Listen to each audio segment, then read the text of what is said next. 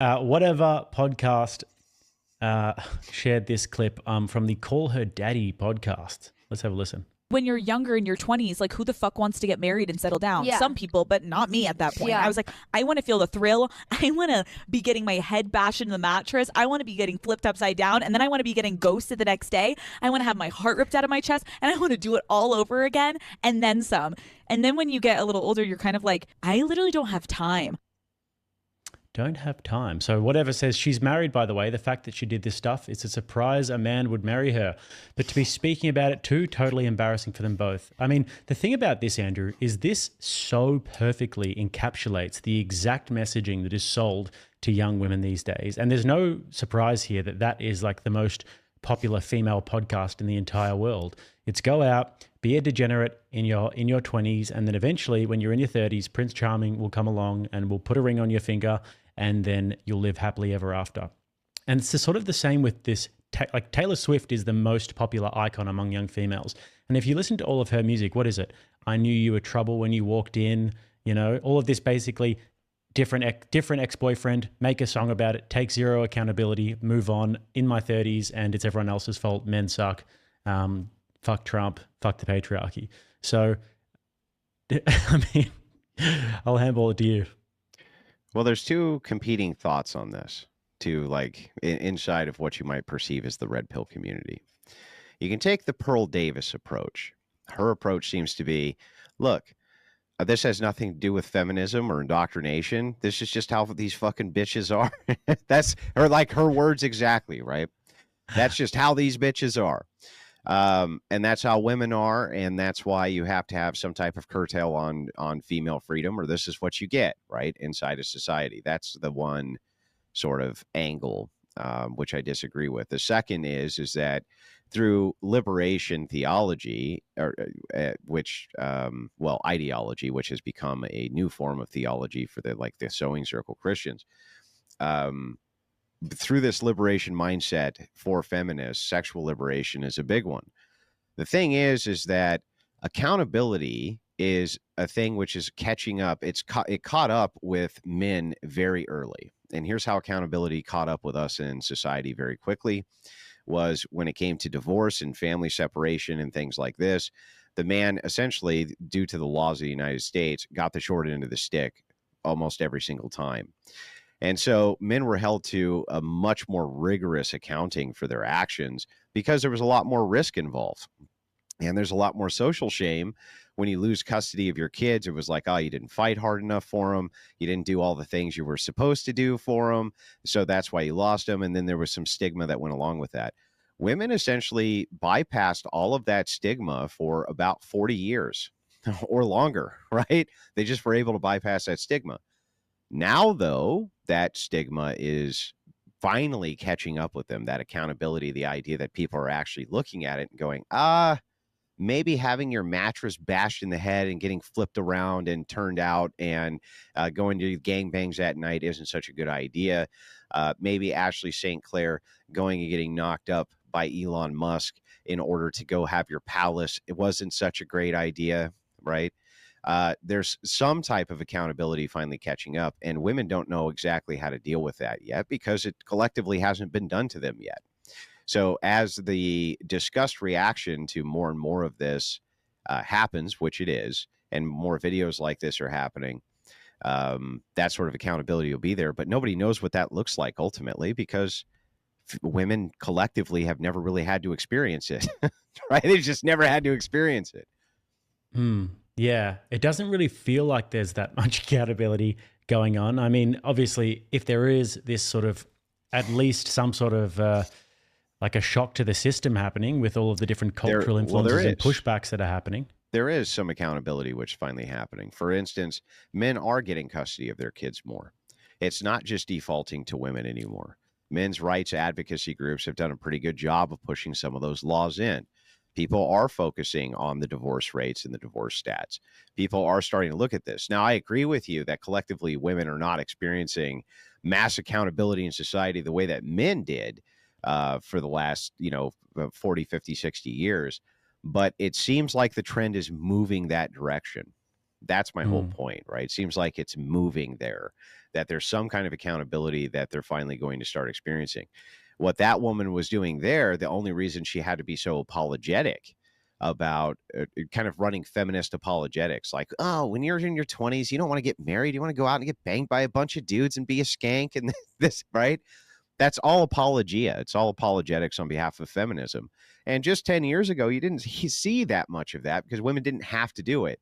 The fact that they even have to do it now shows me that there's a trend going the other direction, at least towards some kind of accountability. Yeah, it's true. And in terms of the accountability towards men, you even see with the Me Too movement, what was that? That was a move for apparently like women to be asking men for accountability. And then they would like champion this sort of sexual revolution. We can do whatever we want. We can wear whatever we want. We should be 100% sort of safe at all times. And then they would have these marches and protests where they would dress up like a Handmaid's Tale, right? Like they would dress up in the outfit from a Handmaid's Tale. And what is that? That's sort of like a nod to Puritanism, I guess. They're trying to make fun of it, but at the same time, that's sort of what they're asking. Men, can you please be Puritans, you know? Well, the idea in culture that it's moving a little more or a little too far in the extreme of like women need to just be always covered from their ankle to their head. That's not what we're after either, right? We're not after a puritanical society where the focus is on kind of the nonsense portion. That's not what we're after. And you'll see this now in the extreme form where just like a woman will wear a cocktail appropriate dress or something like that and be viciously ridiculed for it, even though she's not really doing anything wrong in that sense, right? She's just kind of going with the regular formal wear. And if you look at what women used to wear to galas and things like this, it used to be way more risque than it is even now. The thing is like you can push that too far.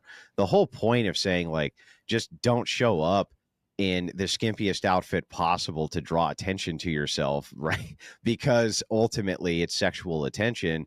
And the one hand you say you don't want all the sexual attention, and then on the other hand you do everything possible to get it.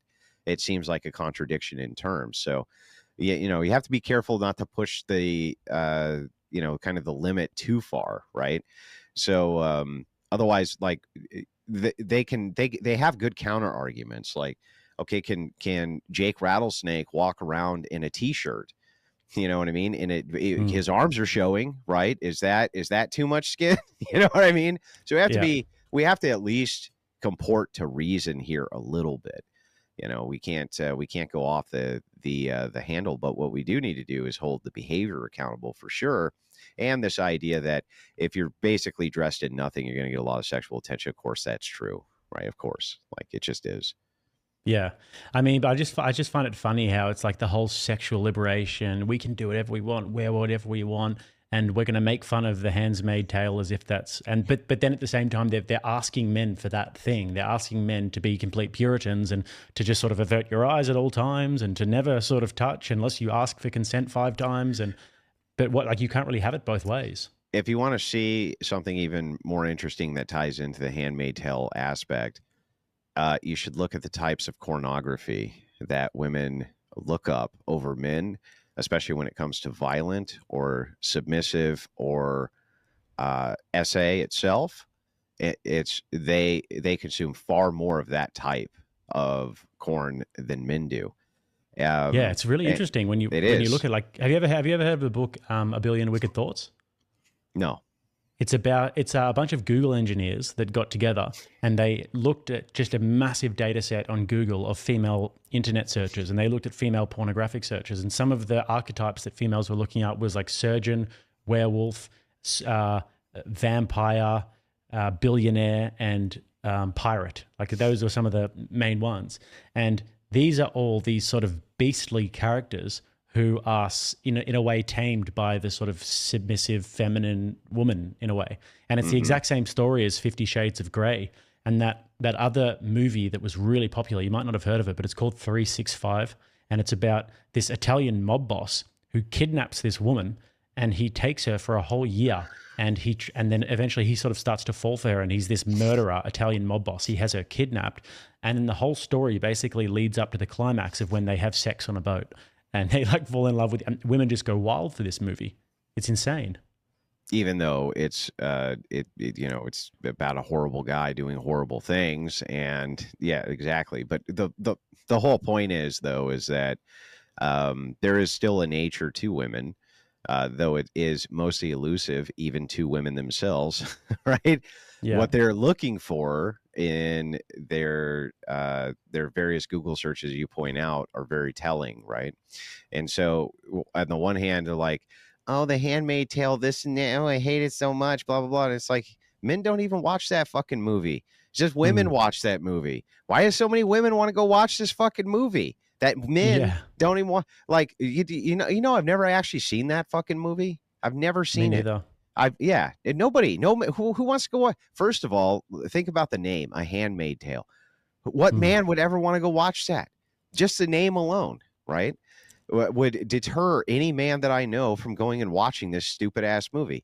But women overwhelmingly watch it, reference it, bring it up. They seem to think about this fucking movie a lot.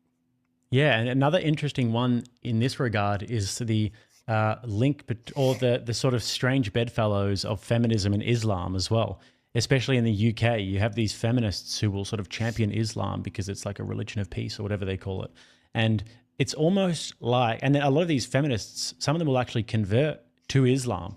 And it's like, almost as if they're seeking the most oppressive form of masculinity that there is. You know, they're seeking this sort of like, this iron fist in a way.